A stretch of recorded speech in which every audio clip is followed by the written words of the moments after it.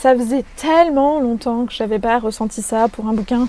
C'est waouh, incroyable. Partez du principe que la Révolution française de 1789 n'a pas abouti. Ça a échoué, ça a été un flop monumental, et on se retrouve à l'époque actuelle, maintenant, avec toutes les évolutions technologiques qu'on a, hein. Internet, la télé, les réseaux, les téléréalités, parce qu'on y vient.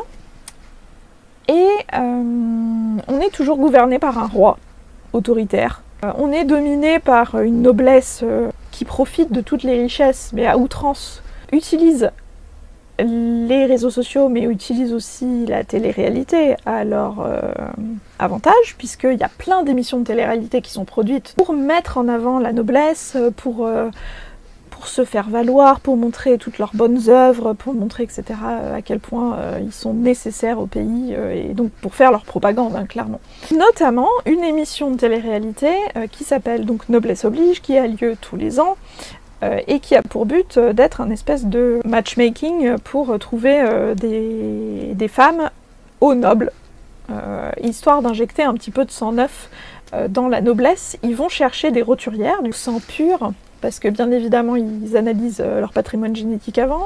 Coucou, ça y est, dystopie.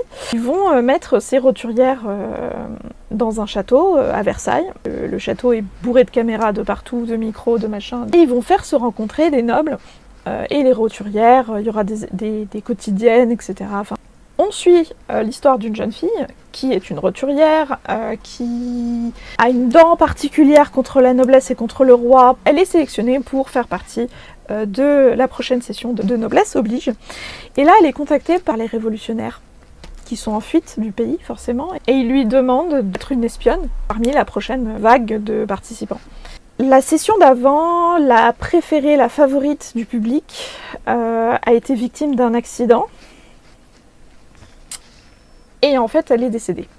Et donc, les révolutionnaires décident d'envoyer cette jeune fille pour espionner et pour faire la lumière sur ce qui s'est passé, pour récolter des preuves pour pouvoir faire tomber la monarchie et relancer la révolution. Et ben, vous n'êtes pas prêts pour ce qu'elle va avoir. Parce que vraiment, c'est pas les paillettes, hein. C'est ouf. Clairement, pas avant 16 ans. Parce qu'il y a des scènes qui sont horribles. Mais horribles. Incroyables. Vraiment, avec des rebondissements tous les chapitres, des trucs où vous les voyez pas venir, boum, ça vous saute à la figure, vous tournez la page, vous êtes vraiment incroyable. Enfin bref, lisez-le, vraiment. Vous ne regretterez pas cette lecture.